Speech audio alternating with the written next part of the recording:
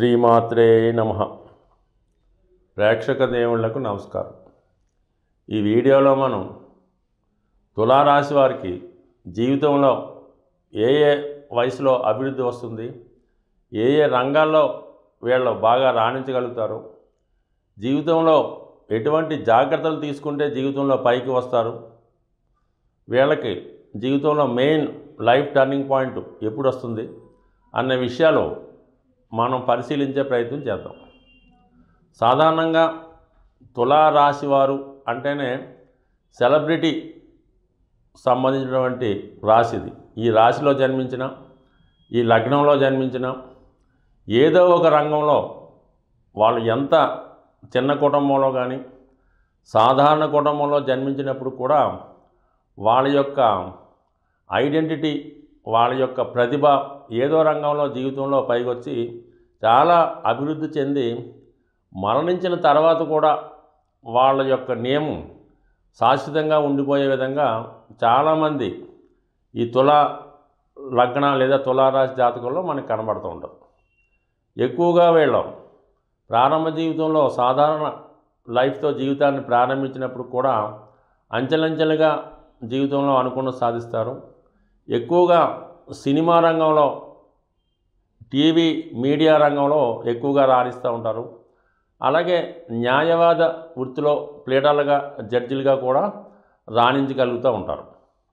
So ఏదైనప్పుడు కూడా ప్రారంభ జీవితంలో ఒక వృత్తితో వీళ్ళ లైఫ్ ప్రారంభించి జీవిత మధ్యలో బాగా అభివృద్ధి చెంది జీవిత చివరి భాగంలో అంటే 55-60 ఇయర్స్ దాటిన తర్వాత దాన్ని వేరే రంగంలో వీళ్ళ యొక్క ఇన్వెస్ట్మెంట్స్, వీళ్ళు తెలివితేటలో ఉపయోగించి అందులో బాగా రాణిస్తూ అప్పుడు బాగా నేమ్ అండ్ ఫేము రాణించగలుగుతూ ఉంటుంది. సో అది వాళ్ళ రంగాన్ని బట్టి వాళ్ళ పెద్దల యొక్క ఉండే రంగాన్ని బట్టి కూడా ఆధారపడుతూ ఉంటుంది. అయితే ముఖ్యంగా ఎక్కువ శాతం మంది ఏంటంటే ఈ సినీ రంగంలో ఎక్కువ మనకు కనబడుతూ ఉంటారు. సెలబ్రిటీస్ కాబట్టి ఈ స్టార్స్గా ఎక్కువ చాలామంది ఉంటారు, ఆకర్షణ ఎక్కువగా ఉంటుంది. అంటే దీనికి రాశికి శుక్రుడు అధిపతి అవ్వడం వల్ల ఇదే రాశిలో శని ఉచ్చస్థితి పొందుతూ ఉంటాడు.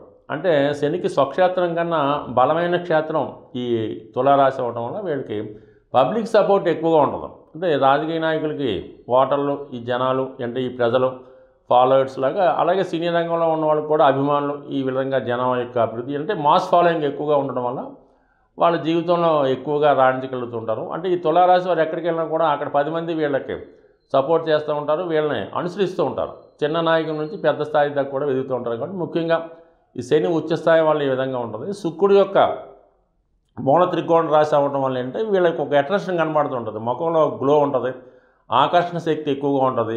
ఎంతవారినైనా ఆకర్షించి వీళ్ళ యొక్క వాక్చాతుర్యంతో కానీ వీళ్ళ యొక్క ప్రవర్తన, నటన వాళ్ళ దాంతో ఎదటవారిని బాగా ఆకర్షించుకొని వాళ్ళని అభిమానులుగా మార్చుకునే అవకాశం కూడా ఎక్కువగా ఉంటుంది. కాబట్టి ఈ తులారాశి వారు ఎక్కడికి వెళ్ళినా కూడా మంచి గుర్తింపు, గౌరవం పొందుతూ ఉంటారు. అయితే వీళ్ళ యొక్క మెయింటెనెన్స్ కొరకు కానీ వీళ్ళ యొక్క స్టాఫ్ కోసం కానీ ఆదాయం కన్నా ఖర్చులు ఎక్కువగా జరుగుతుంటాయన్నమాట. ఏదైనా ఎక్కువ ఖర్చు రావడం వల్ల చూసిన వాళ్ళకి చాలా బాగున్నారు, చాలా డబ్బు సంపాదించారు, చాలా బ్యాక్గ్రౌండ్ ఉంది అనుకుంటారు. కానీ సాధారణంగా అంత ఉండకపోవచ్చు. ఎక్కువగా వచ్చిన ధనం కన్నా ఖర్చు ఎక్కువ ఉండడం వల్ల ఇప్పుడు కూడా ఆర్థికపరమైన స్ట్రగుల్ ఎక్కువగా ఉంటుంది.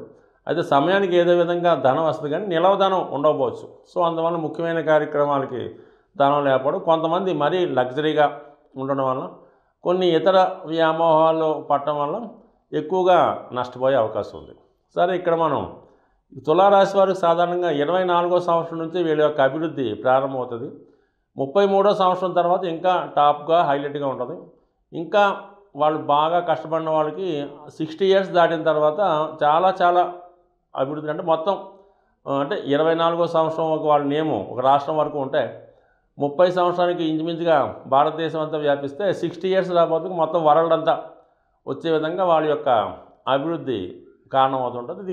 మనం దీనికి ఉదాహరణగా ఈ చిరంజీవి గారు కానీ, ఎన్టీ రామారావు కానీ, మహాత్మా గాంధీ, అనేక మంది, వాజ్పేయి గారు కానీ అనేక మంది తులారాశిలో జన్మించి ఆ విధంగా అభివృద్ధి చెందిన వాళ్ళు ఉంటారు.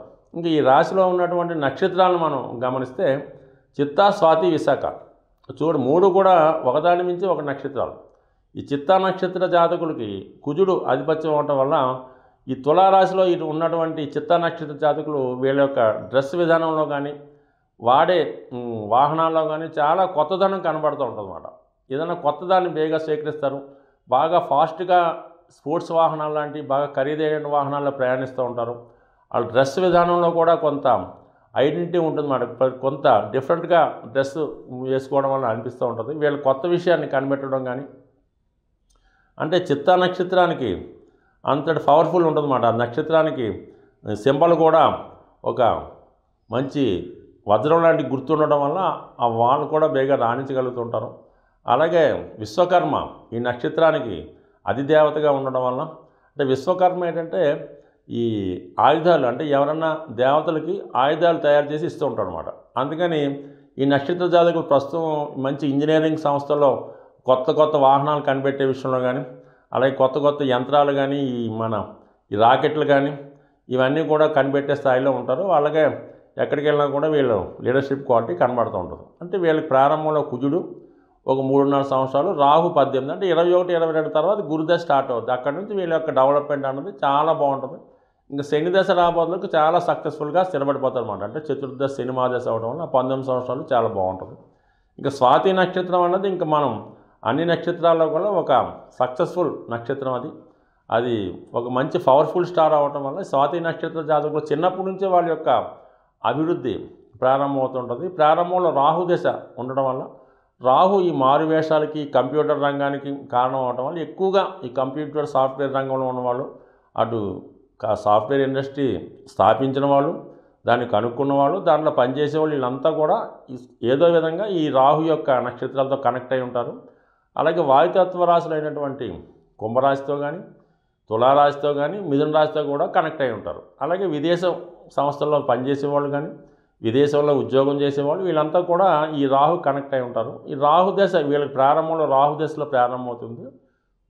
18వ సంవత్సరం దాటిన తర్వాత ఇంచుమించుగా గురుమాద స్టార్ట్ అవుతుంది. కాబట్టి వీళ్ళు 26వ సంవత్సరం నాటికి బాగా స్టాండ్ బై ఉంటారు. అంటే ఇంచుమించు 26వ సంవత్సరానికి సొంత వాహనం, సొంత గృహాన్ని కూడా కలిగి ఉంటారు. ఇంకా 33వ సంవత్సరానికి మొత్తం అన్ని విషయాలు కూడా ఆల్రౌండ్గా సెటిల్ అయి ఉంటారు.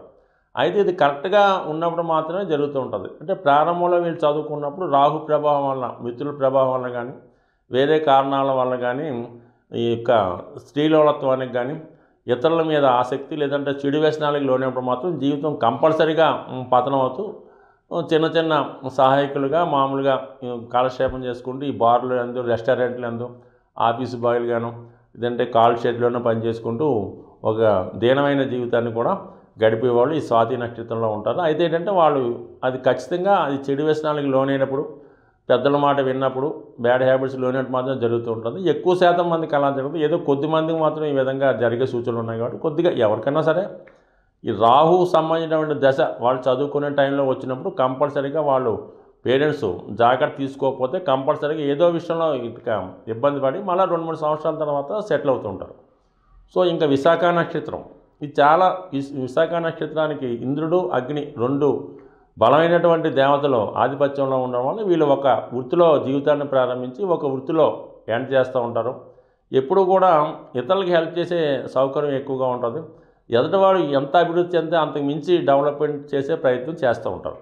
సో ఏదైనప్పుడు కూడా ఇది గురు మహాదశలో వీళ్ళ జీవితం ప్రారంభమవుతుంది. కాబట్టి బాల్యంలో బాగున్నప్పుడు కూడా మిడిల్ ఆఫ్ ది ఏజ్లో శని మహాదశ నడుస్తూ ఉంటుంది. అంటే ఇంచుమించుగా ఎడ్యుకేషన్ టైము, సెటిల్ అయ్యే టైం అంతా కూడా శని మహాదశ. కాబట్టి సెటిల్మెంట్ విషయంలో చాలా ఇబ్బంది పడుతూ ఉంటారు. ఇంక 26వ సంవత్సరం దాటిన తర్వాత ఇంచుమించుగా బుధ మహాదశ అటు ఇట్లో స్టార్ట్ అయినప్పుడు ఏదో ఒక రంగంలో బాగా సెటిల్ అయ్యి ప్రారంభంలో ఉన్నటువంటి చికాకులన్నీ కూడా అధిగమిస్తూ ఉంటారు. సో ఏదైనప్పుడు కూడా 26వ సంవత్సరం తర్వాత చాలా సక్సెస్ఫుల్ వస్తుంది. 40 ఇయర్స్ తర్వాత మాత్రం మంచి సక్సెస్ఫుల్గా సెటిల్ అవుతారు. ఓవరాల్గా మనం ప్రయత్నించినప్పుడు అన్ని రంగాల్లో కూడా ఈ తులారాశి వారు బాగా సంపాదించి మంచి నియమం సంపాదించినప్పుడు కూడా ఏమాత్రం వాళ్ళు ఇతర వ్యసనాలకి డైవర్ట్ అయితే మాత్రం మొత్తం లైఫ్ స్పాయిల్ అయ్యి ఈ శుక్రుడి యొక్క ప్రభావం వల్ల, శుక్రుడు ఎలా ఉంటుందంటే ఎంత డీసెంట్గా ఉంటే అంత మంచి లైఫ్ ఇస్తాడు. ఏమాత్రం కొద్దిగా ఇలా బ్యాడ్ హ్యాబిట్ జరిగిన అన్య స్త్రీలతో పరిచయాలు కానీ, ఈ బ్యాడ్ హ్యాబిట్స్ కానీ లోనప్పుడు జీవితం చాలా స్ట్రగుల్ అయ్యి, ముఖ్యంగా ఎక్కువ ఫైనాన్షియల్గా ప్రాబ్లం ఎక్కువగా ఉంటుంది. ఒకసారి వీళ్ళ రుణం తీర్చారంటే తిరిగి తీర్చలేకపోతుంటారు. శత్రువులు ఎక్కువగా స్త్రీలతో శత్రుత్వం ఏర్పడుతూ ఉంటుంది ఈ రాశి వారికి. అందువల్ల వీళ్ళు ఎంత జాగ్రత్తగా జీవితంలో ముందుకెళ్తా జీవితంలో అంత సక్సెస్ఫుల్ పొందుతారు. ఓవరాల్గా డబ్బులు ఉన్నా లేకపోయినా మాత్రం వీళ్ళు ఎక్కడికి వెళ్ళినా కూడా ఒక మంచి గుర్తింపు అది పొందుతారు. ఆ విషయంలో బాగుంటుంది. కానీ కొంతవరకు వీళ్ళు సాధ్యమైనంత వరకు బ్యాడ్ హ్యాబిట్స్ వైపు కానీ చెడు వ్యసనాల వైపు వెళ్లకుండా జీవితం ముందుకు తీసుకెళ్తే గ్యారంటీగా సక్సెస్ వస్తారు. 60 ఇయర్స్ తర్వాత చేస్తారు మంచి లైఫ్ ఈ జాతకం వాళ్ళకు ఉంటుంది. మొత్తం మీద అన్ని రాశుల్లో కల్లా చాలా అదృష్టమైనటువంటి రాశి మనకి తులారాశిగానే చెప్పొచ్చు. అది ఒక కత్తి మీద సాము లాంటిదన్నమాట. ముందు గొయ్యి వెనక నొయ్యి ఉన్నట్టు ఉంటుంది. వీళ్ళు ఎంతసేపు జాగ్రత్తగా వెళ్ళినప్పుడు మాత్రమే సక్సెస్ ఉంటుంది. ఏమాత్రం తప్పుడు అడుగు వేసినా మొత్తం డౌన్ఫాల్ వస్తూ ఉంటుంది. అందుకని చాలా జాగ్రత్తగా వెళ్తే చాలా అద్భుతమైన లైఫ్ ఈ తులారాశి వారికి ఉంటుంది. సాధారణంగా మనం ఈ గోచార ఫలితాలు ప్రతి రాశికి మనం చెప్పడం జరుగుతుంటుంది. అయితే గోచార ఫలితాలు అన్నది మనకి ఒక ధనయోగం కానీ, ఒక వివాహ యోగం కానీ, ఒక సంతాన యోగం కానీ ఈ రాశుల యొక్క మార్పు వల్ల జాతకునికి ఏర్పడడం జరుగుతుంటుంది. అయితే జన్మ జాతకంలో ఆ యోగం జాతకుడికి ఉన్నప్పుడు మాత్రమే గోచారంలో వచ్చినటువంటి ఈ యోగం వల్ల అతనికి ఆ యోగ ఫలితాలు రావడం జరుగుతూ ఉంటుంది. ఉదాహరణకి అతనికి జన్మ జాతకంలో ప్రభుత్వ ఉద్యోగం చేసే అవకాశం లేదు అనుకుందాం. అటువంటి యోగం లేని జాతకుడికి గోచారరీత్యా గురువు ఏ స్థానంలోకి వచ్చినా, రవి ఏ స్థానంలోకి వచ్చినా కూడా అతనికి ప్రభుత్వ ఉద్యోగం ఇచ్చే స్థితి మాత్రం ఉండదు. అంటే ఏదైనా జన్మ జాతకంలో ఉంటేనే గోచార ఫలితాలు దాన్ని బలపరుస్తూ ఆ ఫలితాన్ని జాతకుడికి ఇవ్వడం జరుగుతూ ఉంటుంది. సో మనం కామన్గా ఏదో జాతకంలో ఈ అదృష్ట యోగం చెప్తాం.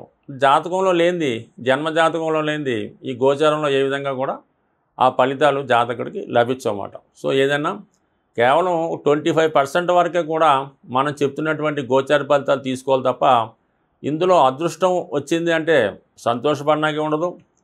అలాగే దురదృష్టం కలిగింది లేదా ప్రమాదం జరుగుద్ది లేదా ఉద్యోగం పోద్ది అనుకున్నా కూడా బాధపడినా కూడా లేదు. ఏదన్నా సరే జన్మ జాతకంలో ఉన్నటువంటి యోగాల మీదే ఆధారపడి ఉంటాయి. జన్మ జాతకాన్ని బట్టి మొత్తం జాతకం, నవాంశం బట్టి అదృష్టం, దశాంశం బట్టి ఉద్యోగం, సప్తాంశం బట్టి సంతానం, ద్వాదశాంశం బట్టి తల్లిదండ్రులు. సో ఈ విధంగా రాశి చక్రంతో పాటు 16 చక్రాలు పరిశీలించడం వల్ల ఆయా భావాలు జాతకుడికి ఏ విధంగా వస్తాయన్నది కూలంకషంగా పరిశీలించి ఖచ్చితమైన ఫలితాలు తెలుసుకోవచ్చు. అదీను కూడా ఆ జాతకంలో ఉన్నటువంటి యోగం కూడా దానికి సంబంధించినటువంటి దశ వచ్చినప్పుడు మాత్రమే రావడం జరుగుతూ ఉంటుంది. అంటే జాతకం బాగుండాలి, గోచారం సపోర్ట్ చేయాలి, దానికి జరుగుతున్నటువంటి దశ కూడా సపోర్ట్ చేసినప్పుడు మాత్రమే జాతకుడు ఆ ఫలితాన్ని పొందగలడు తప్ప కేవలం గోచారంలో వచ్చినంత మాత్రాన మీకు ఆ ఫలితాలు పొందే అవకాశం ఎట్టి పరిస్థితిలో ఉండవు. ఈ విధంగా మీరు పూర్తిగా జాతకాన్ని తెలుసుకోవాలి, సంప్రదించాలి అనుకుంటే మాత్రం వ్యక్తిగతంగా మీ జాతకాన్ని పరిశీలించుకొని దాంట్లో ఉన్నటువంటి లోటుపాట్లు సరిదిద్దుకొని మీకు అదృష్టాన్ని ఇచ్చే ఏ భావాలు మీకు అదృష్టాన్ని ఇస్తాయో దానికి సంబంధించినటువంటి భావాలకి ఆ గ్రహాలకి సరైనటువంటి శాంతితో పరిహారం చేసుకున్నప్పుడు మీ జాతకంలో ఉన్నటువంటి ఫలితాలు మీరు పొందగలరు. ఆ పొందగలిగే ప్రయత్నంలో మా వంతు సహకారం మీకు అందించగలిగే ప్రయత్నం చేద్దాం. స్వస్తి.